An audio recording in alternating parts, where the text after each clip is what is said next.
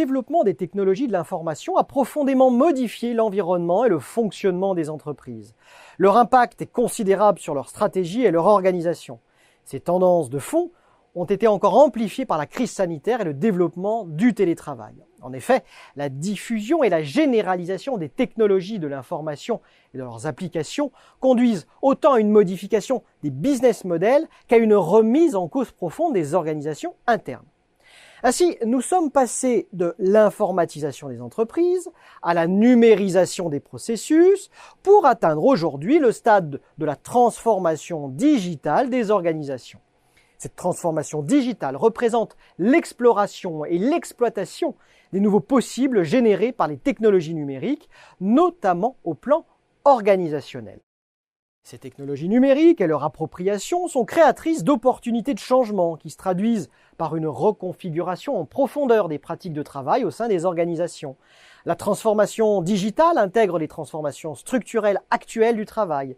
Ces trois évolutions ont connu un fort phénomène d'accélération pour plusieurs raisons. D'abord, on constate un nouveau rapport au lieu de travail, celui-ci pouvant être déconnecté de la localisation juridique ou historique de l'entreprise, en raison du développement de la mobilité et du travail à domicile ou nomade. On note également un nouveau rapport au temps de travail, celui-ci pouvant être déconnecté des horaires traditionnels de travail et de présence en entreprise, du fait de la porosité des frontières des mondes professionnels et privés, rendus possibles par les nouvelles technologies et les outils nomades. Au temps traditionnel de travail se substituent les tâches ou projets réalisés.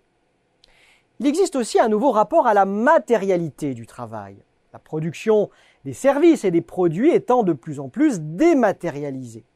La preuve la plus classique de cette dématérialisation se trouve dans la comparaison des piles de courriel et celle du courrier papier.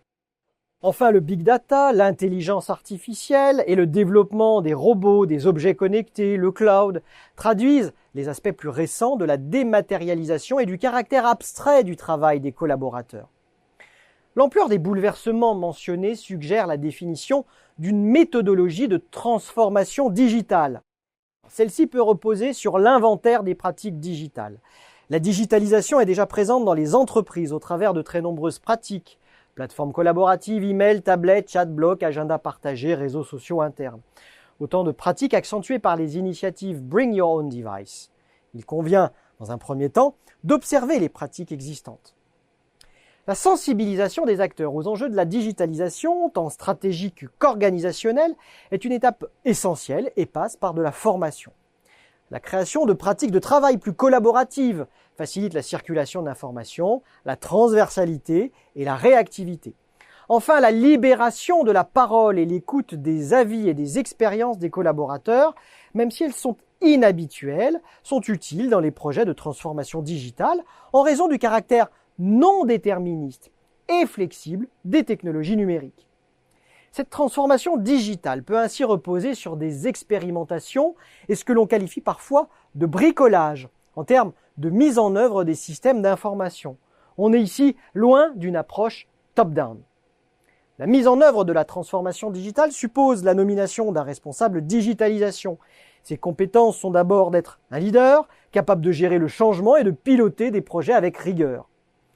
La présence du numérique dans tous les aspects de l'activité des organisations, réseaux sociaux, blockchain, Internet des objets, chatbots, robots, intelligence artificielle, confère à cette question de la transformation digitale des organisations une importance primordiale, porteuse de nombreux défis et opportunités stratégiques et organisationnelles.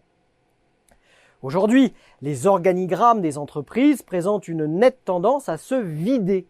Beaucoup de fonctions, naguère intégrées, sont sous-traitées.